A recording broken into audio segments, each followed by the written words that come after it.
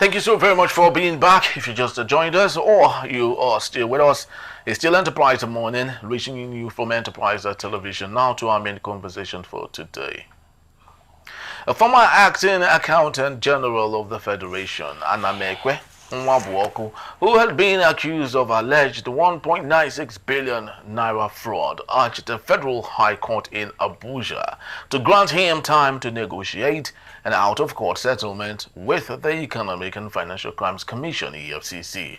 Nwabuoku was initially charged alongside Felix Nweke, a director in the Federal Civil Service, but the anti-graft agency amended the charges, dropping Nweke as a co-defendant after he agreed to testify against Nwabuoku.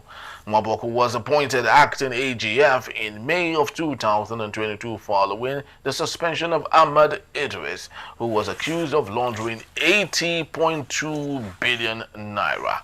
However, allegations of prior financial misconduct led to Nwabuoku's removal in July of 2022, just weeks after his appointment. Nwabuoku's counsel, Isodore Udenko, pleaded with the court to allow his client to negotiate a settlement with the EFCC. Following this, Justice James Omotosho adjourned the case to March 13th for a settlement update or a continuation of trial.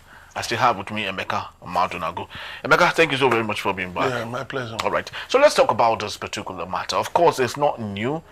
Issues of alleged fraud by those up in the echelon of service in Nigeria is not new. We've seen 80 billion, we've seen 100 billion, we've seen 1 trillion of money allegedly stolen by some Nigerians in the highest authority.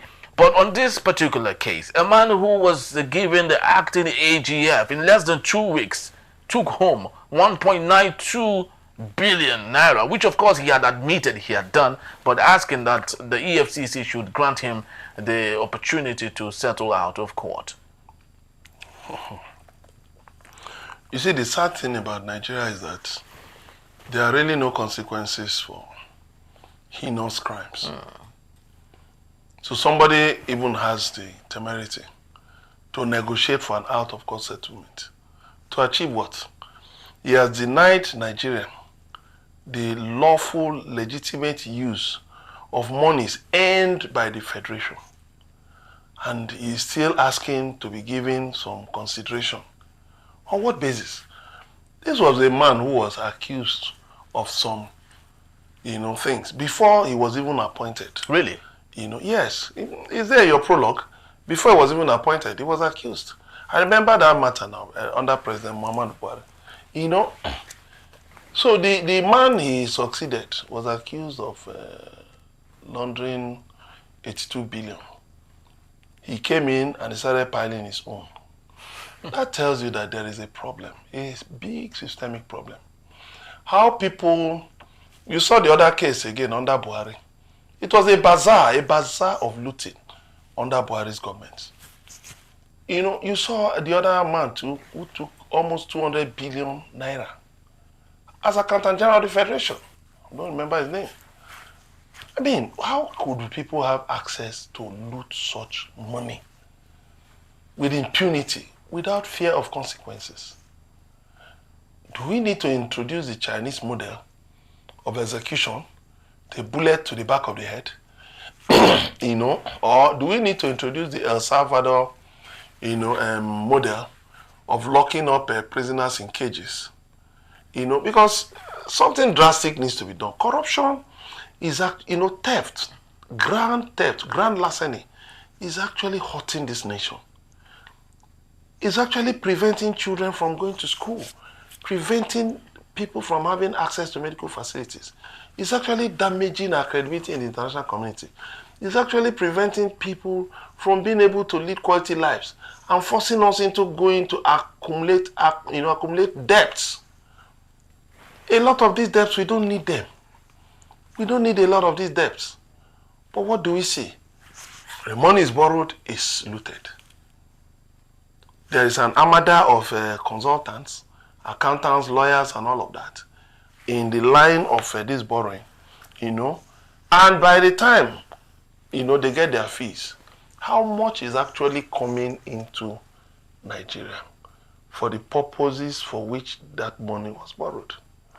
So we're hurting ourselves. Yes, because it's just like yesterday we talked about $490 million that was borrowed from a Chinese bank by the Umar Yar'Adua's government in 2008 for fixing CCTVs in Abuja.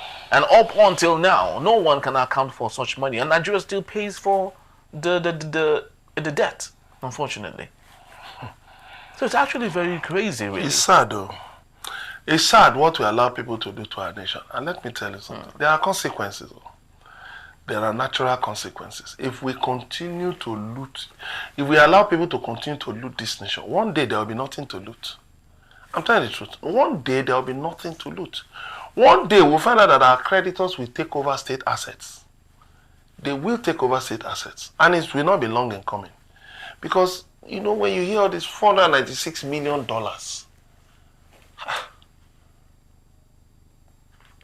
what was our earnings in the 70s, in the 60s? We don't realize that some of these things that people loot with impunity are things that, mind-boggling sums that can actually build up states. Yeah. That can actually, from $496 million, can build a brand new Abuja. Yeah. A brand new state, as in a state that has just been created. It can build a brand new state from bottom to top. Build the state secretariat, build it, put up buildings for ministries. Put up roads and everything. A brand new state. I'm talking of just created now. Put down for that. That's about $500 million. Yes. That's over. Is that not over 80 billion or something like that? That's a lot of money. That's money that if you put into any sector in Nigeria, that's a lot of money. So what are we doing? So people saw $496 million to disappear with. And then Emirates Airlines stopped flying to Nigeria because they couldn't repatriate their funds. A lot of big companies couldn't repatriate their funds and they left Nigeria. Come on. I think even those who served as presidents when all these things are happening should be held liable. They should be culpable because what are we talking about? You cannot pretend that you don't know. Where is the accountant? Where is the Auditor General of the Federation? The National Assembly, what are they doing? What kind of oversight functions are they carrying out that they don't know? Where are the security agencies? How many people shared in this money? We should name and shame them. But of course, it's not possible to easily name and shame them. Why not? You had a minister of FCT. You begin from there. You had, accountants in the ministry, in the FCDA. And you just have a trail. It's not, you see, let me tell you, have you noticed a trend that public officials accused of corruption are now denying the assets attributed to them? Emefiele. Yeah, Emefiele, yeah. Yaya Bello did so. Name it, some other public officials did so. Denied assets said to have been traced to them. Why? Very simple. What they call wash, in money laundering. Use names of other people, to acquire assets. So when investigators trace, they run into a dead end at the point that we thought this thing belonged to this man. But actually, you see somebody else's name. Because that Nweke, for instance, I don't know under what circumstances Nweke agreed to stand as a prosecution witness. But what if, let me just, permit me to just guess, what if he was used to acquire some assets and he couldn't provide a means of livelihood? What job were you doing that you were able to acquire these assets? Let's look at your income in the past 10 years. Where did you get the money to acquire these assets? That is better for you to disown, to deny ownership of these things, so that it will be easier for us to use you as a prosecution witness to achieve the target. A bigger fish. That is it. So you see, the anti-graft agencies are really doing a lot, but governments need governments need to sit down and decide that they want to tackle corruption. Nobody is fighting corruption, to all intents and purposes. Nobody. In every area we have procurement laws, but how many government departments are abiding by procurement laws? How many are abiding by procurement laws? And speaking about the procurement laws, I think it's very important that we mention this, because everything that we're seeing right now happened during Muhammad Buhari's era. But let's even come back to the now. You remember the issue of the humanitarian minister, Beta Edu. What has happened? Which is of course tied to Ojo, whose whose company was part of those that of course. That's why we say that the Tinubu administration is not fighting corruption. The Efcc is just trying its best, but political interests will not allow the Tinubu administration to fight corruption, because some people shouldn't even belong to this administration due to their past. They shouldn't belong to it because they've been accused of involvement in corruption. So why should they belong? But this is a government that has become a government of anything goes. Now, how do you resolve such a conundrum? What you need to do is that the fish gets rotten from the head. If the man at the helm of affairs, President Bola Tinubu, decides that there will be no more corruption, he knows what to do. The anti-graft laws will be strengthened. Right now, money laundering is how many years? Just 7 years. Just 7 years. The anti-graft laws will be strengthened. It will, there are a lot of things that can be done to make the job of EFCC and ICPC easier, so that you can fast track. People have talked of setting up corruption courts. No, not under this current. No. Corruption courts. What will happen? What's the sentence? What's the sentence? A station where where former governor of Abia State, walked free. Why? After how long did he spend in incarceration? Because a vacation judge shouldn't have heard the case. Just brought up one flimsy excuse, and that was the end of the matter. Why are we doing this to ourselves? If President Tinubu believes that he doesn't want corruption, it will not happen. Buhari just sat back, kept quiet, and there was just a bazaar of looting. Because he didn't care. The same thing with Jonathan. Obasanjo, at least he tried to some extent. Yaradua, due to his health challenges, couldn't do much. But Obasanjo, at least he tried. He dealt with some people, in high offices, even people in his administration. Even somebody said to be one of his relations was arrested and prosecuted for corruption. Name it. Even though I don't know what came out of that, what became of that matter. And some of his ministers too were indicted for corruption and they were put on trial. Yeah, I know, of course, you are not a seer. Cosmos Maduka of Coast Charis had said that even if Peter Obi was to be right now at the seat of the president, that he would not have done anything differently. I remember Peter Obi's stance on corruption, his desire to stem corruption out of the system totally. I know, of course, we might not be here to talk about what it would look like, but taking a look at who this man is, that's the Peter Obi man, and what he stands for, do you think it would have been a lot different if he was there? Cosmas Maduka should tell us whether his father or his grandfather was a billionaire. Did he inherit billions? So what did he do differently from his father that he became a billionaire? He worked hard.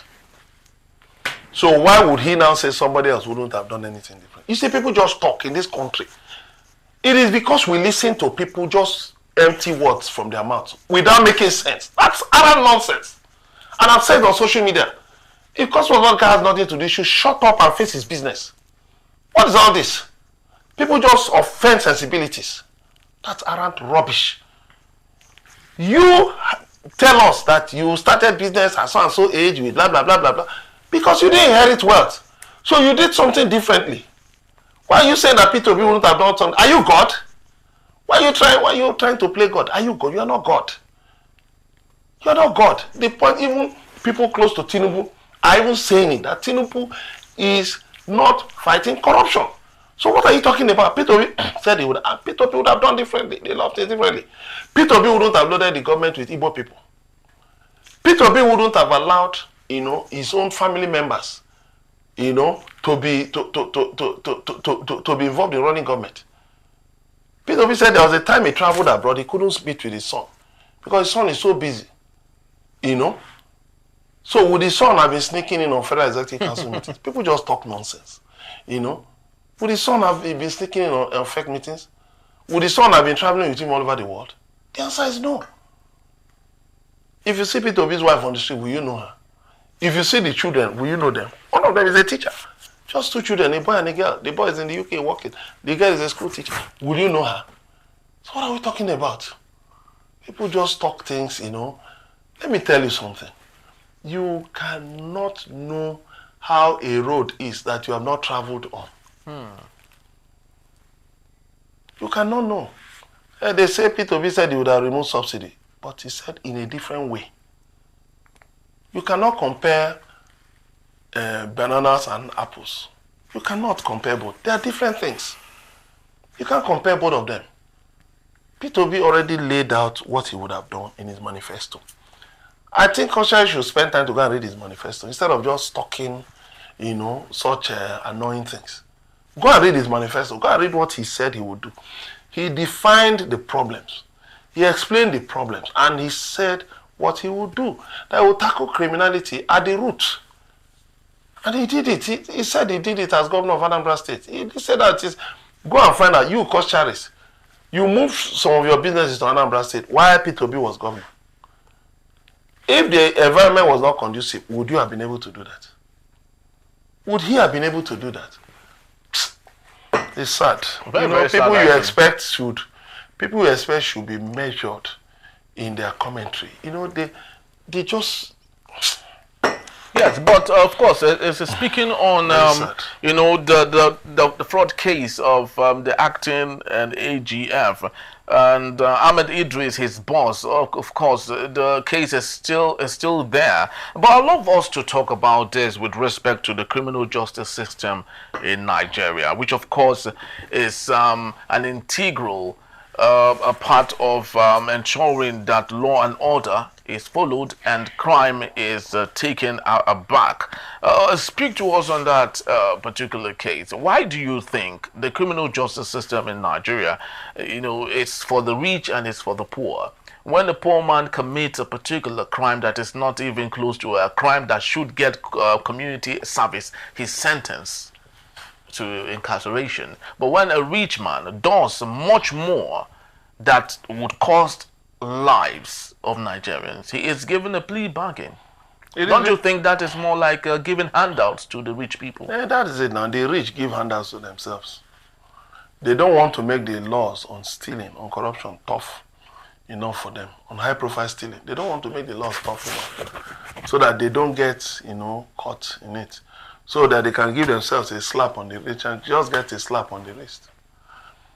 And you find out some of the poor people who are even jailed, are even, they're even falsely accused. There are a lot of awaiting trial inmates in the prisons who are just there, falsely accused. Some were just street traders who didn't have money for bail. Some were just, just trumped up charges by evil, devilish security agents. That's the criminal justice system that we have in Nigeria.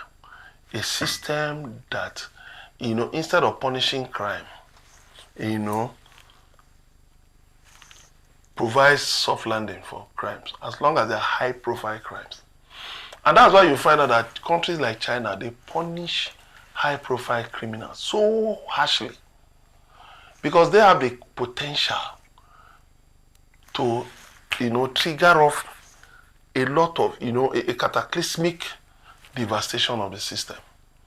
So if they are stealing, other people say, if that man is stealing billions, why can't I help myself to something?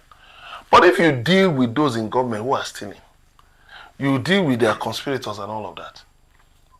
If you sentence them to prison terms of 15 years, without option of fine, 15 years, when they spend 15 years, nobody will tell them not to steal. You strip them of their assets. Totally, you strip them of their assets. First of all, you remove income tax from it. What government ought to have made, you remove government tax from it. Then you now punish them for even having the temerity to steal government money. Nobody will dare to steal. Let's say the first former governor that will be jailed for life for corruption. I look forward to that. Former governor that will be jailed for life, given life imprisonment for stealing. But what do you think is our way forward? Knowing that the system, makes it even much easier. It values a crime and the risk is not even there at all. What do you think we can do to get it right when the head doesn't even care? If you dig deep, you might be surprised that he is even complicit to some of those things. How do you think we can get it better? Is it possible to drain the swamp? First of all, there is too much to loot in government. There is too much at stake. What people don't go into government to serve. They go into government to loot. So there's so much at stake. They spend so much money. A politician once said that politics is an investment. So the politician put in so much, in expectation of something. That's why when they declare their assets with the Code of Conduct Bureau, like some people say that they add a lot of things they are anticipating that they will get. And so that's what they call anticipatory, declaration. So that while they're in office, they take that form and then they balance it up. But the other thing is that as citizens too, we must help these agencies. We must also not, look at in the cases of like Yaya Bello and some of these people. What have we been seeing? You see the way their people receive them, the way their people clap for them, like, give them a hero's welcome. That should not be. That should not be. Look at when former chieftain of the People's Democratic Party, Chief Bode George, was standing trial at the Lagos High Court. Every court appearance, you will see his supporters dressed in matching outfits. What was that? Until I think the judge got so irritated and banned them from the premises of the court. So when we do things like that, what kind of message are we passing? We are passing across a message that corruption pays. Grand larceny pays. That crime pays. Because all the consequences, when people can steal public funds, what do? They will put all this money to use against the state. It's like levying war against the state. They will bring in fake drugs. They will bring in, cocaine and the rest of them. They will hire political thugs. They will engage in, they will hire kidnappers. Yes, they will hire bandits. So, what do you think? When you look at the people arrested for all of these things, for banditry, you look at some scrawny-looking, hungry fellows. Are they the ones who, get all those ransoms, hundreds of millions? The answer is no. So you got to ask a question. All this stolen money, where is it going to? A former national security advisor, the United States refused to grant a visa to his wife and children. Why? They applied for an investor visa on the basis of the fact that their father actually bought a house somewhere in the United States. And the U.S.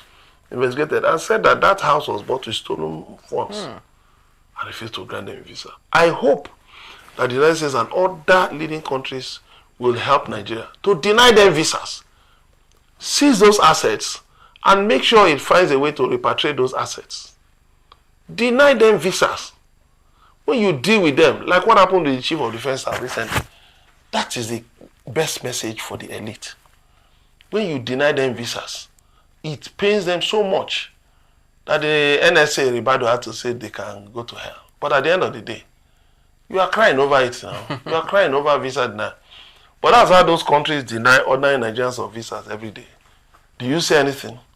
But because one big man has been denied a visa, you are up in arms. No, things don't work like that. We need to stop it. Because as we speak, people are still stealing public funds. People are still stealing public funds. They are still looting public funds. And it's not in the best interest of our nation. We must put a stop to all of that. Yes, of course, we must put a stop to all of that and ensure that we have a country that we all can be very proud of, because we can't just continue running Nigeria like this and hope to compete with global leaders across the world. That is not how it works, obviously. But speak to us, of course, just before we let you leave, because I talked about systemic, consideration to some of these things that we see and we feel today. A situation where our leaders, our president, is up in arms and, of course, trying all he can to get investors to come. What do you think is the global perception of those who are keen about Nigeria when they look at the lens and see some of those things happening in the country? Yeah, well, of course, they are not happy. Look at the recent Transparency International rating of Nigeria. They are not happy about it.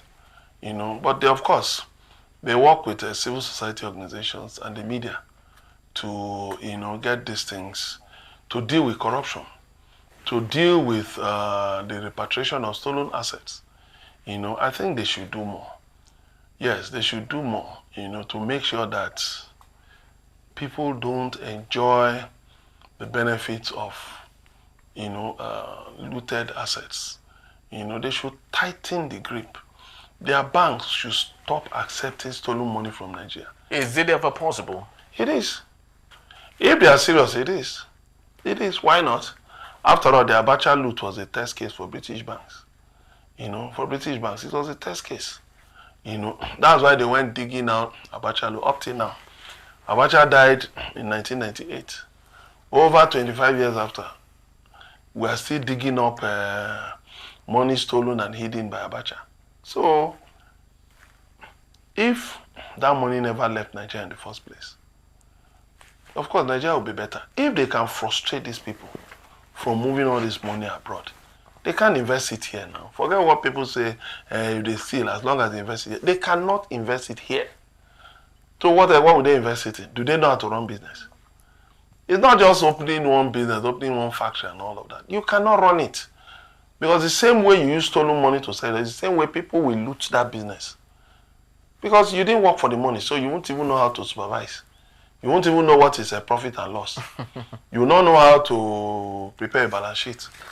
You will not know how to prepare an expense sheet. You will not know about all of those things. Because as money is coming, you are blowing it. As money is coming, you are blowing it. One day you will blow up everything and the business will collapse. So one of the things they can do is for their banks to stop whatever transfers, whether they do them directly or indirectly, any transfer to a certain threshold. Because they cannot transfer, for instance, $5,000. Even if it's $5,000 over a period, you should flag such an account. You should ask questions. You should ask for additional KYC, know your customer. Yes, you should ensure that the KYC requirements are so stringent that people cannot even use third parties to move such money. When these things become stringent, they can't move them into Nigerian banks because it will be so easy. Is he buying property? They are being found out. What is it? There are a lot of things. Even if they use third parties, they will be found out. Because the very simple thing is, please show us your tax. Your personal income tax. You get a court order to look at the person's bank accounts. Ask the person, what's your source of income? How were you able to, acquire? The questions need to be asked. I know it might look like an intrusion on privacy, but there's a way that it can be handled. When you have reasonable suspicion of, proceeds of illicit, from illicit sources, you can ask questions. Ask questions. People buying, such expensive cars, they go to their villages and build such lavish mansions. You should ask questions. Where did they get the money? Oh, I'm a businessman. We agree. But how? Banks now, yesterday I did a kind of investigation. I got across to a fintech, a loan shark, and asked that I wanted to borrow 1 million naira over 12 months. What would be the interest? They now said they checked my credit score, and then I had an excellent credit score, that they could only lend me 950,000 naira over 12 months. And I will end up paying 2,099,000. 2 million? Yes. Whoa. Yes. Over 100%. Now that's 120% per annum. 10% per month. No reducing balance. 10% per month on compounded interest rate of 120%. How much is the CBN rate? It's not around 36%. But the CBN has kept quiet while these people are ripping Nigerians off. Now, who are the owners of all these fintechs that are being celebrated? Where are the funds coming from? What kind of operations are they running? Are they actually helping this economy to grow, or they are wrecking the economy? How can a fintech say I should come and pay over 1 million naira, more than the amount? What is interest? I should come and pay an interest that's more than the principal. It doesn't happen anywhere in the world. It doesn't happen anywhere in the world. It's a criminal thing. It doesn't happen anywhere in the world. But what do we see? The CBN is silent. The CBN is asleep while this is happening. Well, it's actually quite unfortunate, to be honest to you. But of course, these are some of the reasons. In case you're wondering how and why some public servants, do not care and they love to loot as much as they can. The very simple example is what Emeka had just Let me just quickly give you one example. Yes. Just spare me a few seconds. All right. Do you know now banks, are offering very juicy rates? So if you take 100 million naira to a bank now, they will quickly give you between 28 and 30 million naira. Yes, immediately. So your interest will be, your principal sum will be rolling. Mm-hmm. You can go home and go and enjoy the interest. So that's why you see sometimes teachers' salaries are delayed. Civil servant salaries are delayed, because what do? They just take the money, and, so sometimes you even see shortfalls. You heard about the IPPS. Yeah. IPPIS, how it was sabotaged during Buhari's administration. That's what is happening. A lot of these things are going on, and people are keeping quiet. It should not be. The civil society and the media must play their roles very well. Very well said. Enterprise Television, we promise to play our roles as much as we can to bring, of course, some of these things to the open, with the desire that there will be a change in our system, because if there is, then Nigeria would be a better place to live in. Thank you so very much, Emeka. Thank you very much for being here. All right, people, that's just about the time we have for today. We'd love to say thank you to you for making the picture complete. Please do well to visit us at enterprise.tvnews.com. You may equally like, comment, and follow us on all our social media platforms at Enterprise TV7. I am Henry Ikwibike. Thank you for watching, and I'll see you tomorrow. Bye-bye.